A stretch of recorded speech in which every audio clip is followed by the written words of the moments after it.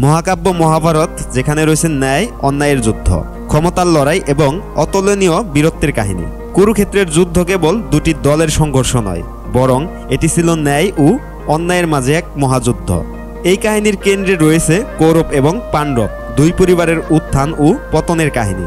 আজকের এই বিশেষ পর্বে আমরা জানব কৌরব এবং পাণ্ডবদের জন্মের বিস্ময়কর কাহিনী এবং সেই সঙ্গে গান্ধারীর 100 পুত্রের কাহিনী। গান্ধারীর জন্ম হয়েছিল প্রাচীন গান্ধার রাজ্যে, যেখানে তিনি রাজকন্যা হিসেবে বেড়ে উঠেছিলেন। তার শৈশব কেটেছে রাজ্যের নানা আচার অনুষ্ঠান, রাজনীতির দিক নির্দেশনা এবং সমাজের কঠোর নিয়মাবলীর মধ্যে।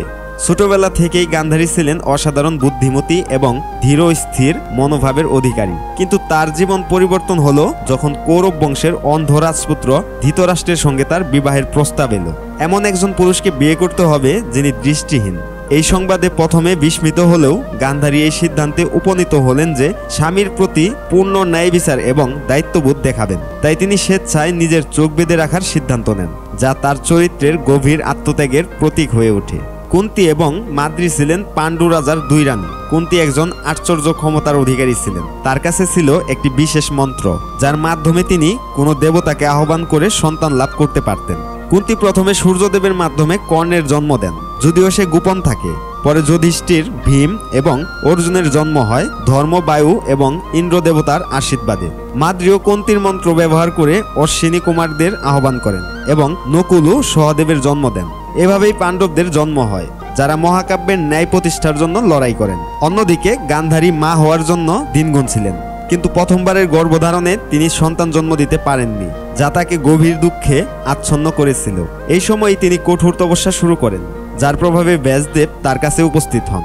ব্যাসদেব ছিলেন একজন মুনি, যিনি অদ্ভুত ক্ষমতা এবং দৃঢ়দৃষ্টি সম্পন্ন। গান্ধারীর তপস্যায় মুগ্ধ হয়ে তিনি তাকে আশীর্বাদ করেন যে তার গর্ভ থেকে 100 পুত্র এবং একটি কন্যার জন্ম হবে। এই আশীর্বাদ ছিল অসাধারণ, কারণ একসঙ্গে এত সংখ্যক সন্তানের জন্ম দেওয়া ছিল অবিশ্বাস্য। এই ঘটনার মাধ্যমে গান্ধারী হয়ে ওঠেন মহাভারতের অন্যতম গুরুত্বপূর্ণ চরিত্র।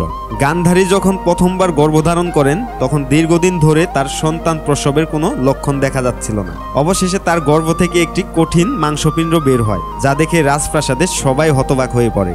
তখন ব্যাসদেব এসে সেই মাংসপিণ্ডকে 100 ভাগে ভাগ করে বিশেষ তপস্যার মাধ্যমে সেগুলোকে শিশুর রূপ দেন।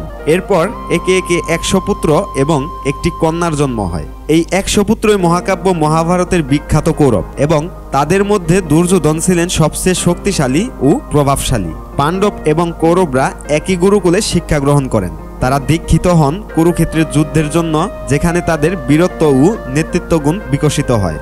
দুর্যোধন ছিলেন কৌরবদের নেতা, আর যুধিষ্ঠির ছিলেন পাণ্ডবদের নেতা। দুর্যোধনের পাণ্ডবদের প্রতি ঈর্ষা এবং তাদের ধ্বংস করার ষড়যন্ত্রই মহাভারতের কেন্দ্রীয় কাহিনী গঠন করে। দুই পরিবারের এই সংঘর্ষই শেষ পর্যন্ত কুরুক্ষেত্রের যুদ্ধে পরিণত হয়, যা ন্যায় ও অন্যায়ের মধ্যে এক চূড়ান্ত লড়াই ছিল।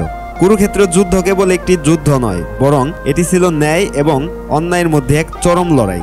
এই যুদ্ধে কৌরবরা পতিত হয় আর পাণ্ডবরা ন্যায় প্রতিষ্ঠা করে।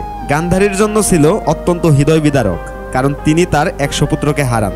গান্ধারী তার সন্তানদের মৃত্যুতে শোকগ্রস্ত হয়ে ধৃতরাষ্ট্রের সঙ্গে বনবাসে চলে যান এবং তার জীবনের শেষ দিনগুলো ধ্যানে কাটান। তার এই আত্মত্যাগ এবং ধৈর্য আমাদের শেখায় ন্যায়, আত্মত্যাগ এবং কর্তব্যবোধের মর্ম।